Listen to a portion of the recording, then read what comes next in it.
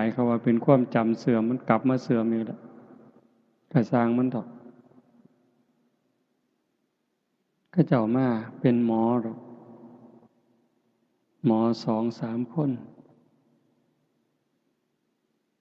เมื่อวันที่31คือส่วนมาสวดมนต์สุดท้ายว่าบ่ได้อยู่ไปเรียนเข้าคอร์สอบรมพิเศษคอร์สชะลอวัยก็แม่นคนซุมื้อพยายามสิต่อสู้กับธรรมชาติต่อสู้กับความจริงเริ่มตั้งแต่ต่อสู้กับความแก่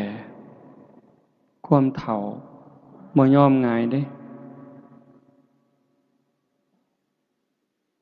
ตั้งแต่ผมก็บ่ยอมให้งอกมันงอกก็ยอมก็แม่นอยู่